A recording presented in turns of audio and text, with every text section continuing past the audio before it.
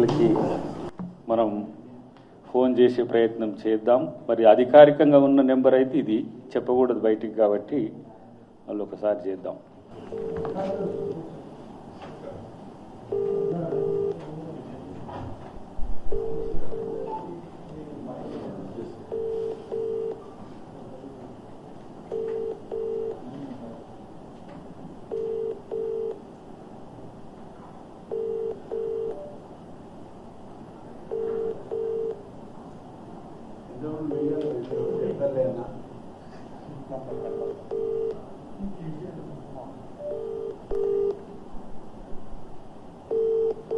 Live చూస్తుంటే స్పందించనన్నా స్పందించండి, చూస్తున్నా వాళ్ళు చూస్తుండో లేదో.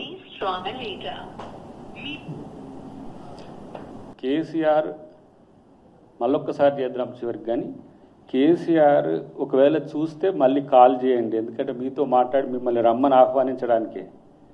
ముఖ్యమంత్రి గారు ఆహ్వానించింది మిమ్మల్ని, ఇంకా పిచ్చి కుక్కలని లేచి వస్తా ఉన్నాయి, వాళ్ళని ఎవరు పిలిచిండ్రో నాకు అర్థం కావట్లే. ప్రతిపక్ష నాయకుడిగా సభాపక్ష నాయకుడు మిమ్మల్ని ఆహ్వానిస్తే మీరు స్పందించాలి, గౌరవ ప్రతిపక్ష నేతగా.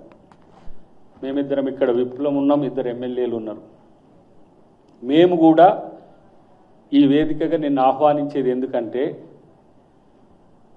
కేవలం పోటీ కోసమో లేకపోతే ఒకరి మీద ఒకరు ఆధిపత్యం సాధించడానికో మీ కొడుకు మీ అల్లుడు పోటీ పడుతున్నారు. వీళ్ళు మా లక్ష్యం కాదు. ఈ డ్రామాలు, ఈ రంకులు, ఈ బొంకులు ఇవన్నీ కూడా మాకు అవసరం లేదు. రాష్ట్ర ప్రగతి ఇద్దరు నాయకుల మీద ఆధారపడి ఉంటుంది. ఒకటి ముఖ్యమంత్రి, రెండు ప్రతిపక్ష నేత. ప్రతిపక్ష నేత అంటే బీఆర్ఎస్కు మాత్రమే కాదు సుమా, విపక్షాలన్నిటికీ నేత. ఇంత బాధ్యతారాహిత్యంగా నువ్వుండి లేదంటే మీరుండి ఇలాంటి పిచ్చి కుక్కల్ని లేపి పంచాయతీలు పెట్టించి అగ్గిపెట్ట దొరకనాయనకే మనుషుల మీద బరువుడు అర్థమైంది. ఇప్పుడు ఎంత డ్రామా రక్తి కట్టిస్తున్నారు.